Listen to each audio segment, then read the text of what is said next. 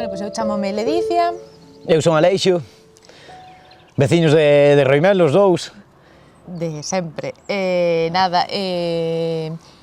A ver, decidimos facer esta recollida de toponimia, non lle chamamos así ao principio, que foi así unha idea un pouco que saiu aquí en Roimelo de que se estaban perdendo os nomes todos, das fincas, dos lugares, dos eidos, como se lle chamou sempre.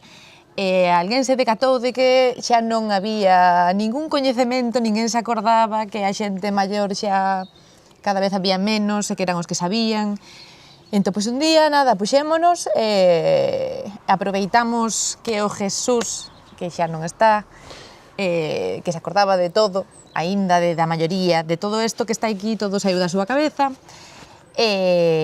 Nada, un día fomos unha mañá inteira con el sitio por sitio, e camiño por camiño, a ver, apuntando como se chamaban os sitios, e despois aquí Aleixo e compañía decidiron plasmalo nun mapa. Esta é a Casa Mocidade. Outra é a Amigo Carlos Gonzalo. Sí, entre Lois e eu levamos un pouco a parte técnica, eles fixeron o traballo de campo, a que foi a recollida co veciño Jesús, que xa non está entre nós, pero que foi valioso en canto que era o máis vello. Nos ocupámonos de plasmar ese traballo de campo que fixeron eles no deseño que sería na cartografía, para poder visualizalo e para polo en valor en forma de lona e de ter o mapa en sí, para que todos puidasen visualizalo. A fonte foi o Jesús porque era xa a persoa máis maior que había en Roimelo. O veciño, sí, o veciño con maioridade. Que ainda nos puido dicir como el lembraba de cando, bueno, de toda a vida que traballou sempre aquí a terra, pois como se chamaban os sitios. O consenso principal foi un pouco entre a nosa familia, a Toño, que tamén estuvo un pouco detrás do traballo de campo, e un pouco contrastando con Jesús. Con o resto dos veciños. E tamén o resto dos veciños porque se expuxo algunha vez, todos botaron un ollo e se foi comentando. Que nós tampouco podemos dicir porque nós xa non nos acordamos de nada. Bueno, nós son, digo, polo pai, pola nai, sí, sobre todo polo Luís, que sí que é de Roimelo, claro. Nada, eso o traballo de campo, basicamente foi ese.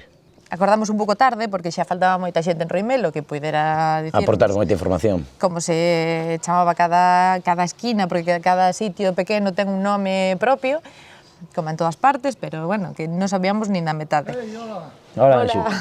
Sí, nese sentido, no sentido ese de como de recoller a toponimia, o que fixemos foi un pouco leválo recoller unha toponimia máis xeral, non ir a finca por finca, porque sí, aínda que tiñan nomes de lugar, cada propietario ou os veciños, diferentes veciños, incluso por zonas de Roimelo, tiñan un nome concreto, pero o que fixemos foi homoxeneizalo un pouco e leválo a unha toponimia máis xeral para que se pudese plasmar no mapa en sí, neste caso no mapa, para que fose un pouco visible, porque senón, ao final concentrabas demasiada toponimia nun pequeno lugar e nin era fácil de expor, nin era fácil de preservar. Bueno, un pouco visible para toda esta xente que ven xa da nosa idade ou máis novos que non acordarán nada desto, porque... Sí, que acordamos algunhas, pero as que nos tocan de cerca. Sí, básicamente. O voz que sabemos, etcétera. Nos daba un pouco de pena, a verdade, que se perdera...